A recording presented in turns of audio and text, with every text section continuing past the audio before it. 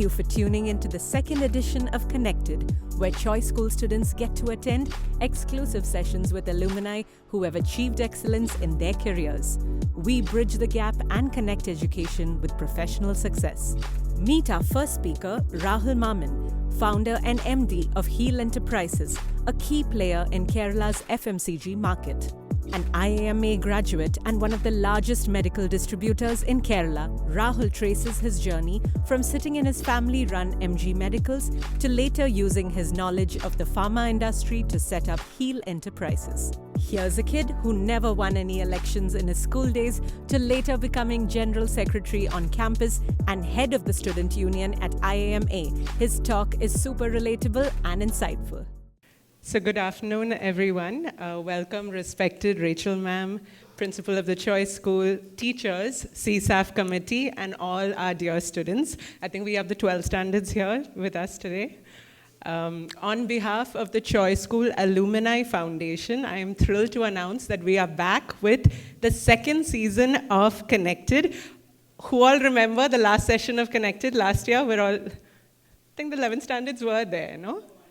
For one session. Okay, so now we are going to start ConnectED 2.0. Okay, so this is the second season, and most of you hopefully by now know that this empowering initiative basically gives a chance to all the senior school students of the Choice School to interact with our Choice alumni from different walks of life, from different batches in a very informal and interactive session.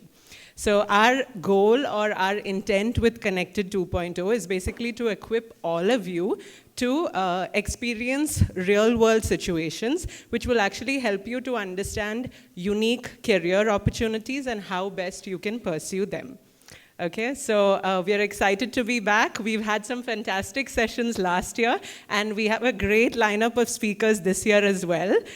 Eager to meet you. These alumni are eager to meet you, speak to you, and pass on their wisdom and their knowledge. And I genuinely hope that each of their journeys adds value to your lives going forward. Okay, so let's start with the prayer by Athena. Light of the world, you step down into darkness. Open my eyes, let me see beauty that made this heart adore you. Hope of a life spent with you. Here I am to worship, here I am to bow down, here I am to say that you're my God. You're altogether lovely, altogether worthy, altogether wonderful to me. King of all days, oh so highly exalted, glorious in heaven above. Humbly you came to the earth you created, all for love's sake became poor. Here I am to worship, here I am to bow down, here I am to say that you're my God. You're altogether lovely, altogether worthy, altogether wonderful to me. Here I am to worship, here I am to bow down, here I am to say that you're my God. You're altogether lovely, altogether worthy, altogether wonderful to me.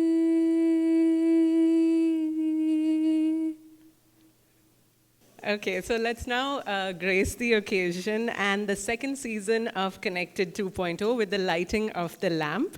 I request Rachel Ma'am, Preeta Miss, Ashwati Manali, President of CSAF, Liz, she's the General Secretary of CSAF, and Rahul Mamman to please do the honors.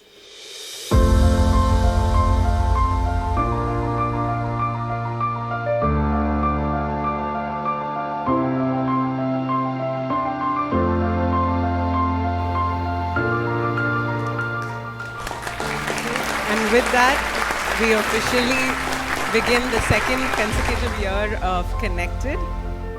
I request Netra from the Student Council to address the gathering and deliver the welcome address. Thank you, Ms. Tanya. Good afternoon to one and all present here. I am Netra. It is my utmost pleasure to welcome our dear Principal, Ms. Rachel Ignatius, and our Vice Principal, Ms. Preeta Jibu. We also have the 2002 batch alumnus who is here today in spite of his busy schedule to share his experience on building the empire of Heal Enterprise. Can we please have a loud round of applause for Mr. Rahul Mamman, the Managing Director and founder of the largest medical distributors of Kerala, Heal Enterprise. I also invite the CSAF President, Ms. Ashwati Manali, and the General Secretary, Ms. Liz Thomas, and Tanya Thadikaran, the Vice President.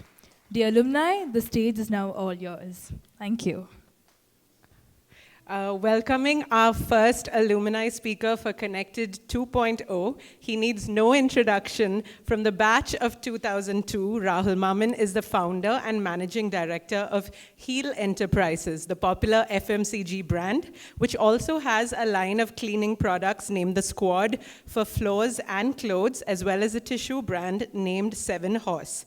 He is an IIM-A graduate. Rahul has his pharma distribution and retail business located in Kerala and Tamil Nadu. As the largest medical distributor in Kerala, his company employs over 425 people across offices. Today, he's going to speak to you all about building a brand in Kerala and so much more, I'm sure. Let's put our hands together and give him a very warm welcome. Hi.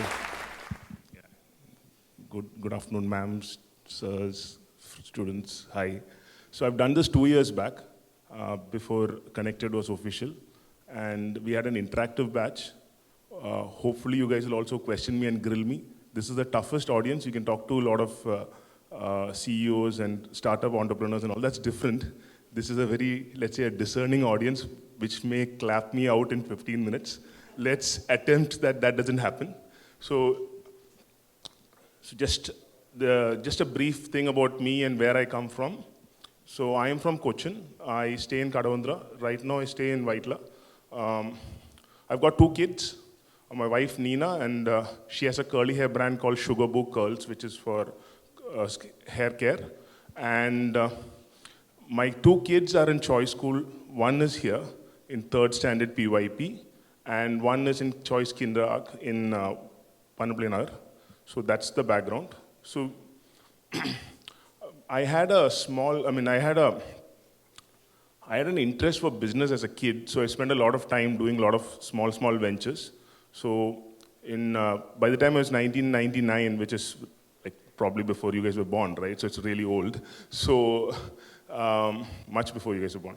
So that time is when I had done multiple businesses. Like I've sold lottery tickets on the road. I've sold fruits on the roadside while studying in Choice. So I've sold stuff in school which shouldn't have been done, but yeah. So lots of things we've done. So it's been an interesting ride, and I did my. So we had a pharmacy called MG Medicals, which is on MG Road. So I used to spend a lot of time in that store as a kid. So I had this interest for pharmacy, and then I did BCom from Tevra College, which is Sacred Hearts College in Tevra, and that is 2002 to 2005. And in 2004, I wrote The Cat. There were only 6 IIMs at that time. So I got into IIM Ahmedabad and all the others, but IIM Ahmedabad was my choice, so I went to IIM Ahmedabad. So before that, I stood for 4 elections in school as head boy and all that, lost all 4. So very popular, right? And then went to IIM Ahmedabad, 2 years there. So, but became the general secretary of the campus student union and the first year rep, and second year was student representative. So you get to meet people like, I had to take a breath, but yeah. So you could interact with people like Narayana Murthy and Windy Banga, who was MD of Unilever at that time, and also an IIM alumnus, and people like Mukesh Ambani. All these people are available for us to interact with there, but we didn't really value it at that point of time. So my advice to you is, you guys might be looking at some career option based on some ChatGPT search, not Google anymore, right? Guys, I'm sure, adopted to ChatGPT. Homework must be easier. So given that background, so why don't you spend some time with the kind of career that you're going to look at? For example, if somebody wants to be an architect or a doctor, have you tagged along with somebody for 2 days in whatever career that you might be exploring, which might be the easiest and simplest but most effective thing to do for you. So that's one thing I would like to tell you in general. And then in 2006, I interned with a company called Goldman Sachs, which is one of the best banks in the world in terms of investment banking. So I interned in Hong Kong. And in 2006, they paid us 3 lakhs a month, which was a good amount of money then. Even today, it's decent, but then it was a big amount of money. So 2006, I interned, had a bunch of really bad bosses who were typical type A personalities. So it was tough to work with them. So I decided to start up something on my own because of this experience. During my CAT interviews and all that with the IIMs, I said I want to start a business. That was all not really true, right? I mean, you just say something that looks good. But eventually ended up starting something. So started up with a distribution. First 6 months, I didn't do anything. I spent time in the pharmacy selling medicine. So I was the most qualified person selling Dolo in India, probably, right? So I was selling Dolo and Calpol or whatever it was. And it teaches you humility because people shout at you a lot because people want things faster and things are never efficient. If any of you have gone to a pharmacy, you know it's never efficient. And it is never efficient today, it was never efficient then, it was much worse then, right? So that is what I spent, and then I started a distribution company in 2007. And fast forward, we've started multiple companies. We got into exports, we got into warehousing, we got into retail, failed in a lot of things. So retail, we had to shut down. So there is this thing in Kerala in general, when you start something, if you shut down, it looks like you are a failure. But we don't look at it like that. We look at the business as a failure. It doesn't matter. We move on. So we don't bet the house. We bet some part of the business or some part of the capital on that business. So that's what we do. And then in 2020, we had this COVID wave happening. Because of our export business, we knew there were a lot of products being sold in China.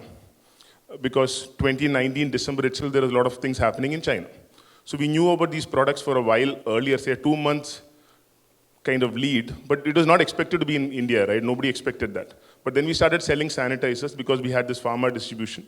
And people bought sanitizers not through supermarkets, but through pharmacies at that point in time, mostly, because the other two brands were like Savlon and Lifebuoy at that point of time, which was all sold primarily through supermarkets, but the distribution channel was not that strong because of the stock out issues.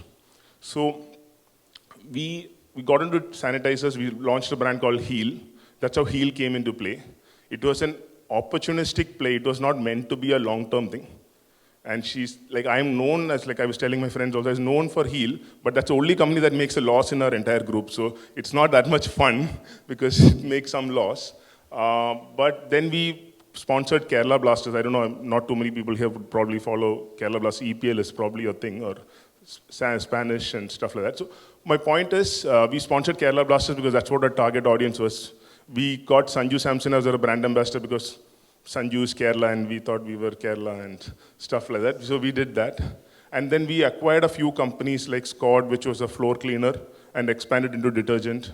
Then we bought a tissue company. That's Passio, not our brand. But our brand, Seven Horse and Adore, there are two brands that we have. So we're trying to build a brand there. It's much more complicated. Yeah, I know you probably would like Fahad Fasil here rather than me as an alum, but I'm just here right now. So I'll open it up for questions. And maybe you guys can ask any questions related to maybe IIM or failures or business or whatever you want to ask, or career. Hopefully you'll ask questions. I know this is a tough hour, 12 to 1, 12:30, whatever. But let me attempt and open it up for questions. Yeah. These are planted questions, but yeah, we'll take this for now. I was actually going to ask about creating brands, especially in Kerala, when we see a lot of people with, like, generally in India especially, like, common perceived misconceptions in cleaning and things like that. When it came to the COVID thing, when there were several things like, if you have this, it'll go, if you have this, it'll go. Did you ever face any problems with, I don't know, misconceptions and things when providing sanitizer and other products? No, during that time, so the sanitizer market was very big during COVID, People understood hygiene was very important, but then people have gone back. So people revert back to what was the original state, with some people being paranoid and still using sanitizer. So I think a lot of people used only during that time. So that misconception is that, it is important only during that time, but generally at least using, say, in an airport or public places, it's good to use. So, but that is always going to change. So I think that conception of hygiene is very temporal based on how it comes in the news, right? So if it is there in the news or in your whatever forwards you get, then it is very important.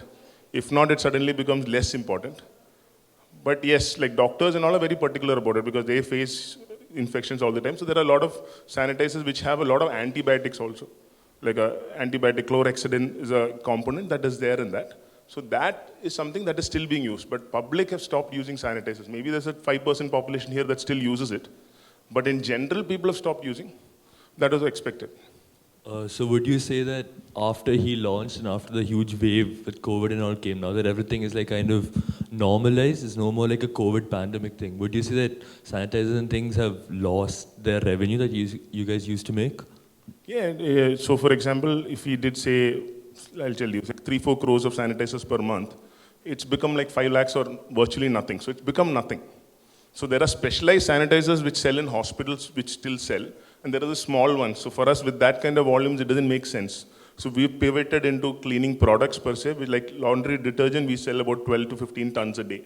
So that has become a larger market. And that's a much larger pie. So sanitizer, yes, it's shrunk by 98%, 99%. It's no longer there. No, so I used to be a big heel fan. During the whole COVID wave, I used to buy all your sanitizers. I have like 3, 4, 5, 6. Thanks. Run This through is the how boxes. my kids study here, so yeah. I used to buy the lotions and everything. Yeah. Once Heel or like your company pivoted into other things, would you say Heel as a brand would still continue to exist through the years? Yeah, that's a very good question. So, Heel as a brand has created some equity based on some random things we did, hoardings and all that. So a lot of noise has been created. Products have been created well, but we've tried to sell it online. Right? When you sell it online, you lose a lot of money when you sell it online because if you sell a 150, 200 rupee lotion and you have to spend 100 rupees on logistics, 50 rupees goes to Amazon, product costs $100, you lose money on it. So that online business did not make sense for us. Then even in Lulu, because we launched a large tail, lot of products. Tail means there are a lot of small products. So because there are a lot of like 15 variants of lotions, 10 lotions, whatever. So because of that, there are a lot of products that are coming back unsold because you have to take a certain set of a batch. So right now, we've kind of put Heel on the back, this thing. We're using it as a mother brand for the company. We don't have too many Heel products except for 3-4 soaps and 1 or 2 hand washes and stuff like that. So hopefully when the time comes, we will do something. But unlike, say, my classmate, which runs a company called Sugar Cosmetics, who's got hundreds of crores of funding, right? I have not funded, so I have to work with my own money. She got 400 crores last round because her dorm mate, which is both of them are my batchmates, both of them are my friends. One is a Mallu, Anjana, she funded 400 crores. So when you have that kind of money, you can do all these things. When you have limited money, you have to work with these things. Thank you. Yeah, there's a question there. So this is more of a question about the medical distribution field in general. So usually a product is released and in a few years, sometimes what happens is there's a recall of products. Correct. And this recall, it seems to be increasing. As I look at, social media and newspapers and stuff, the recall of medicine seems to be increasing a lot, and a lot more toxins are found in our medicines nowadays. So how is recall affecting the medical distribution business? Okay. Somebody is a doctor in the family, or you just read the news? No, I'm a humanities student. Okay, fine. Just asking. So, to be honest, Kerala has the highest crime rate in many things, right? It's not because Kerala has the highest crime, it's because of the highest reporting. Similarly, in terms of medicines, there's a large amount of scrutiny that's happening now as country gets developed, government becomes stricter. So every department so Kerala drug department is there. Similarly, every state has a department. And also there's a central department. So there's a lot of stringent checks that happen. So earlier it used to be a little bit more lax, let's say. And now the recall is happening much faster than before. And it is not affecting us too much because we are only a distributor. All we have to do is supply chain pullback of product based on where we have sold it. But these toxins thing and all, typically from these smaller companies selling to Gambia. You must have read about, I don't know if any of you read, but a lot of kids died in Gambia because of adulterated, rather a wrong product went into it, and it was sold to kids, and 60, 70 kids died in Gambia. And similarly, something happened in some other country in CIS. So these things do happen. It's not great for the country, but it doesn't help the industry. So there's self-regulation is happening a lot, but this is in the smaller units. So the larger companies have much better compliance, but the smaller companies have issues. But every departmental officer in the drug department has to mandatorily sample 5 to 10 products every month. So if there are 50 officers, 200, 300 samples are being taken out here in Kerala. Similarly, it's taken out elsewhere. And it used to be a much more lax regulatory framework in terms of legal action. It's changed a lot now, wherein earlier the factory that's making it only had a problem. Typically, there is somebody else like a Sun Pharma or a Cipla stamping their brand on it, whereas it's made by somebody else. So the Sun or Cipla never had a problem. In 2020 or 21, the government changed that rule, the central government changed that rule, where the marketeer is also liable. So then the compliance becomes slightly better because you don't want, and the directors have appear in a sessions court in whichever district this is happening. That's not something they really want, right? So a lot of it is improving, but as testing improves, these things will keep coming out, but it's a sign of things improving rather than it looking bad. I mean, the news makes it look bad, right? So there aren't many investments coming in Kerala, even though we have the highest education rate and people are going out of Kerala. There's a lot of brain drain happening. We're so educated. But there aren't so many businesses which are coming here or starting here as many as it should be, according to the amount of talent we have. Why? Yeah, so I'm part of Kerala Angel Network, where we scout for companies to invest and try and find, I'm part of the investment and trying to source the deals so that we as a group can invest. But there is a dearth of good quality companies that are here. There is no dearth of Malayali founded or Malayali managed companies nationally. But in Kerala, probably the ecosystem is not that strong enough yet. But it's getting there. People are, ecosystem in the sense like you need government support, you need bank support, 100 things are there. Then you need to talk to 10 people. You need to talk to 10 other startups as a group. Only then you are what you are, right? You are what you are surrounded by. If you have 5, 10 people, so if you go to Bangalore, you have every second guy is a startup, which is a little too much. But I'm saying, so these things kind of lead to this. So, but let me tell you a few good things that the Kerala government is doing. They're spending 100 crores a year annual budget since the last 10 years. Probably the highest compared to any other state in terms of promoting startups. Now you'll think this is like hogwash, right? Time pass and waste of money. No, you should go to Kakinad and go to Kerala Startup Mission, or you should go to Maker Village. School should send you there. Probably the 11th standard kids, and maybe you guys still have a year, right? So you should go to Kerala Startup and see what's happening there. It's as good as probably any Silicon Valley company. If you go there, you'll see. There are hundreds and thousands of companies registered there. There are co-working spaces by the government, and there are all these tech things to make stuff, right, for engineers and all that, to prototype, 3D printing, everything is there. So we are underestimating how good it is. Can it be better? Definitely it can be. That has to be a function of a lot of things changing. It's also a mindset thing. People all want to go abroad, but why do you want to go abroad? I don't know, right? So people really think life is really good there, but recently I went to Dubai, just off topic. I went to Dubai to try and launch our brand there, potentially. So I found out it's very tough to launch there, and I should have been there 10, 15 years before.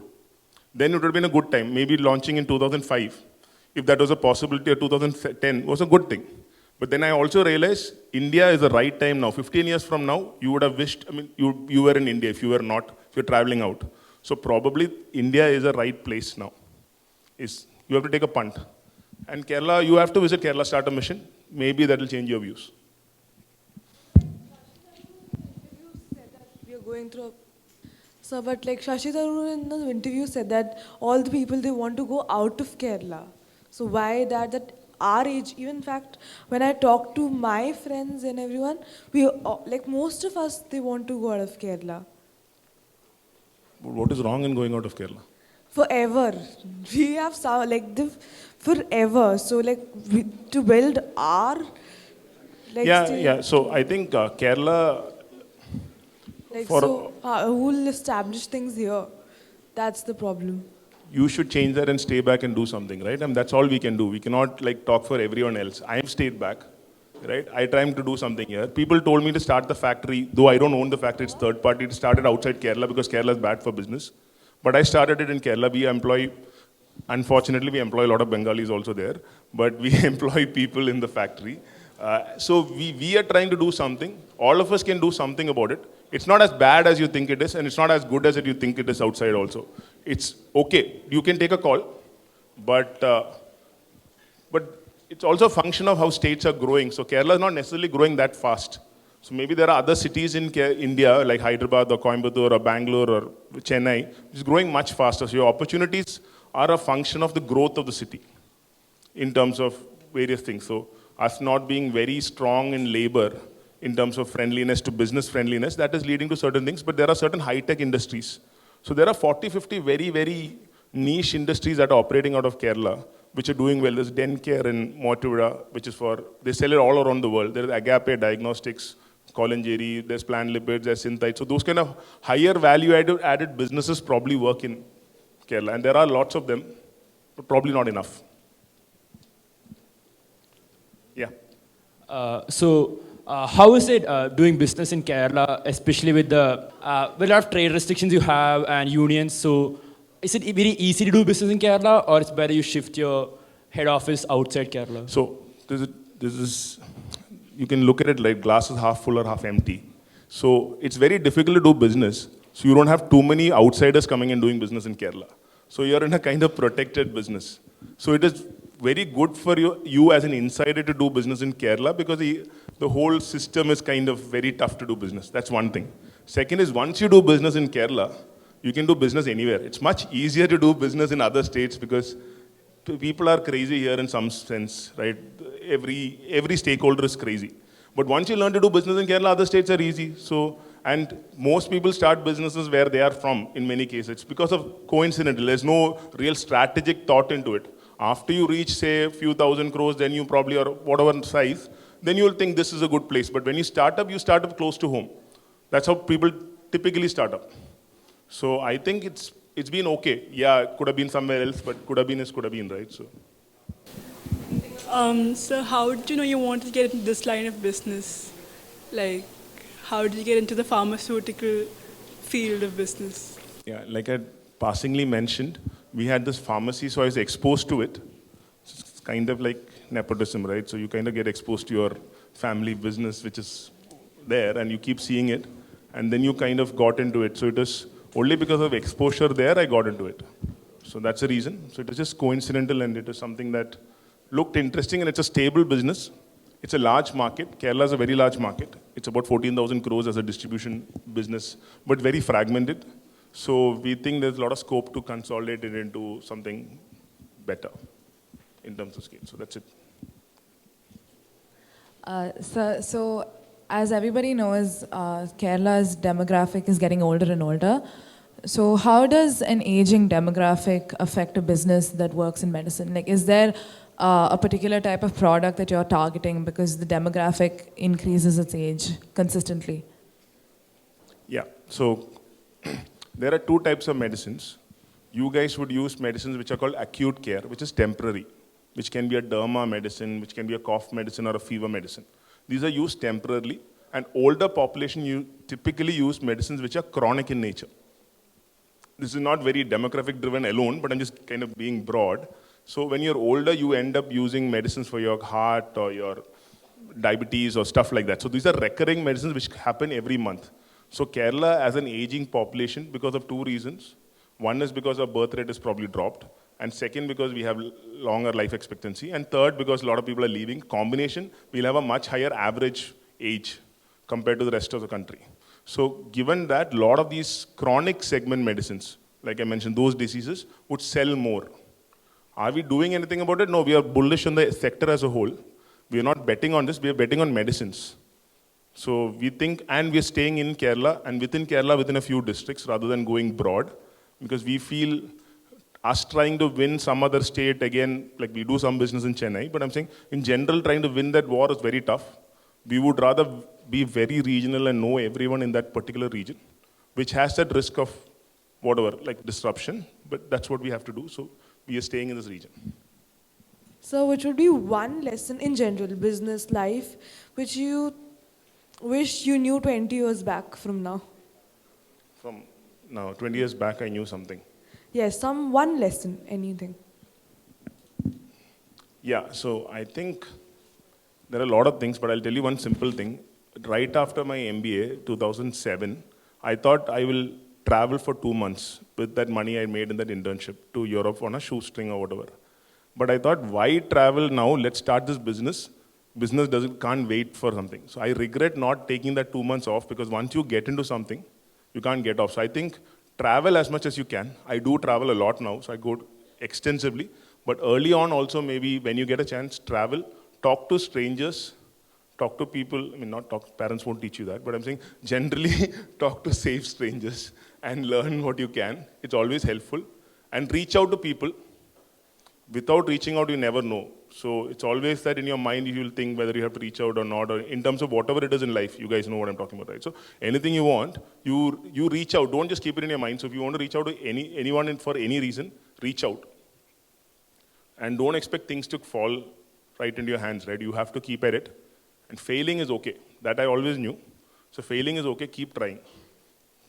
Failing is, what do I say? Like, sadness of failing is overrated. I think it's okay to fail. Keep failing. And take risks only that you can handle. Don't take too much.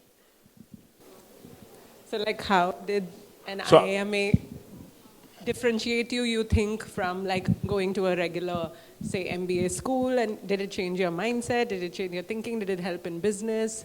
Like, inspire them to try for IIM-A? Yeah, so for preparation, I'll start with that. So preparation, yeah, we didn't have to do anything. We just wrote the test and got it. That's a joke. We worked 300 days very hard. 1 year, we worked every day with a test. And we prepped so hard. So there are 3 components typically to any kind of GMAT or CAT exam. Things have changed broadly, but broadly things remain the same. Things have changed. One is math, pure math. Then there is logic. Math is more arithmetic than math. So that's there, and a little bit of math also. Then there's data interpretation, which can be logical reasoning. It can be based on certain puzzles, let's say. These 2 things can generally be learned quite fast. In a year, you can ramp up quite a bit. That's one. The second thing is English. So if you have not been reading, people probably listen these days, but I'm saying if you've not been reading or been exposed to the language, you cannot pick it up even in a year. So these 3 things, so because why are these 3 things there is because it's all linked to what you study there. So you need to read about 100, 200 pages a day. You need to be able to interpret data very fast. And then you need to have math involved in a lot of things have a lot of math involved. So I took 12th May, I took math here, and I struggled. But it is okay, I think, in hindsight, because it helped there. So that's the prep part. So 2 of us prepared together. One is Vinay, who was from QSAT, and I was from Tevra College. He got an IIM Bangalore, I got an IIM Ahmedabad. So sometimes when you prepare as a group, it does well. And then when you went and did the GD, you think only 1 in 50 make it, 1 in 10 or 1 in 20 make it to the finals after the interview. So you'll think out of the 7, only 1 of us will make it, right? But 6 of us made it. So these numbers are numbers, but you can always, it's not necessarily that's how it works. So that's the prep part and the GDPI part. About the difference you bring is you're working with the smartest people in the world. Really smart people. 20, 30 of them probably the smartest in the world equivalent there. MIT gets better people, but I'm saying in general it's close enough there. Others are all good in some aspect or the other, but not necessarily that exceptional. So you are hyper competitive there. Everyone is hyper competitive. And most people who reach there have generally never failed in life. And there, because it's relative grading. So first 200 people or 250 people pass, last 10, 20 have to mandatorily fail. So most people end up failing also. So you learn to let go of your ego. You learn to handle a lot of stress. So we ended up sleeping at 3 and 4 in the morning most of the days. It's because of all this stress. But the batch toppers slept at 9:30. So it doesn't mean that you have to stay up till 4 to do well in life. So I think, and then we have a great connect now. So those are the 2 best years of my life. So the great connects with some, like I said, Sugar Cosmetics, somebody else sold his company to Ola Cabs for 2,000 crores. So from a business point of view, but from there are other people who have done well in different things, right? ultra marathons and every different thing, there is a different person there. So I think that peer-to-peer knowledge is exceptional, and the profs are also excellent. But I think the peer-to-peer knowledge beats everything else. And what the IIM taught us is, you cannot learn everything, but if you decide to learn something on your own now, in 30 days to 60 days, you can have a conversation with any expert. You cannot be an expert, but you can have a conversation, which probably will be useful. So that's about it, yeah. Last question, I promise. So business is volatile, business is volatile, right? Especially, I would suppose, medical, distribution, because, the supply and demand changes all the time. So sometimes, it's better to just cut your losses and leave. So was there a particular initiative that you've taken or a particular project that you wanted to start and then it ended up not working out because of the situation at the time? Yeah, there are a bunch of such projects. So one is we wanted to start a retail chain called Arogya. We still have one store, but we want to start a lot of stores. We started the second store and then we shut it down because it was too complicated to manage. Then we thought, we are distributing for a lot of companies, right? Why not launch our own brand? That's how Heal was formed in 2015. We had a lot of medicines. It didn't work. We lost a lot of money and we had to shut it down. So things keep failing all the time. We started a store in Chennai for retail. It is doing well, but the association blackmailed the companies we were dealing with in Chennai to stop their business because they couldn't impact us. And because of that pressure, we had to shut down. So these things keep happening, and we are okay. So I think enough projects will fail. If you are not failing, then you are not pushing yourself hard enough. But you should not bet the house on any project you take. Typically, if it's somebody else's money, bet what you want. But your own money, you don't bet the house.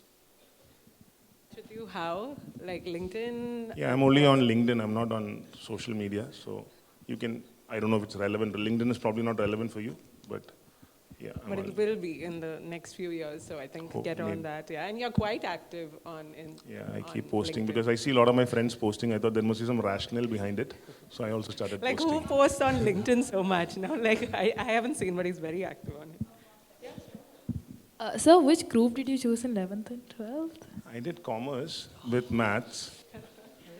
Thank you, sir. He won the bet. Looks like no, you won the one. He still looks happy, so I don't know. So yeah, so we had. I didn't like science. I couldn't understand much of science. So that is my reason of not taking. It is not because I like commerce too much. I couldn't understand. I didn't connect with science. Thankfully, my parents are okay with me taking whatever. I'm sure it's much chill now. But then, yeah. Undergrad, I did in Tevra BCom. I was not a merit student. I had to pay money to get in. So just saying. But then IIM, so. Yeah, I mean, I got good marks, but I'm just saying it is not good enough for sacred arts. Yeah. Thank you, guys. I think that's long enough for you and short enough for me. Thanks. Hello, yeah, okay. I know everybody's really tired of seeing me today. I'm so sorry. This is the last thing I'm going to say. Thank you so much, sir, for coming today. I think it was an incredibly enriching session. Yes, let's have another round of applause, please.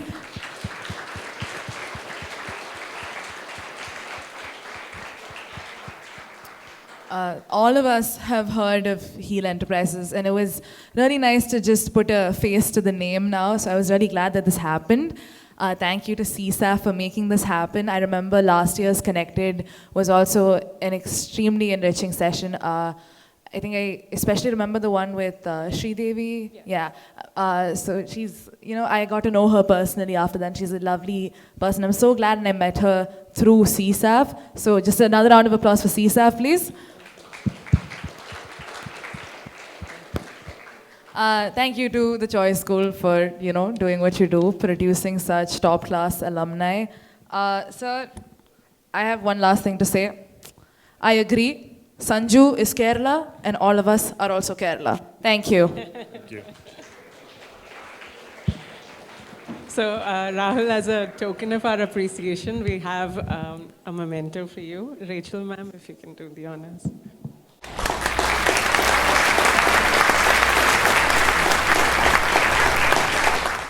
Towards the end of the month, I think on the 28th of July, we will be having our second speaker from a very different walk of life, I think more finance related. But I'm not sure which batch will be joining us, but we look forward to continuing this. We hope you really enjoyed today's session. And like I said, feel free to rack his brains. Did he already leave? Okay. We need a photo also, Rahul. Don't leave yet. But yeah, thanks a lot. Have a good rest of your day and all the best in making decisions. You know, this is a very crucial year for all of you, but good luck. Thank you.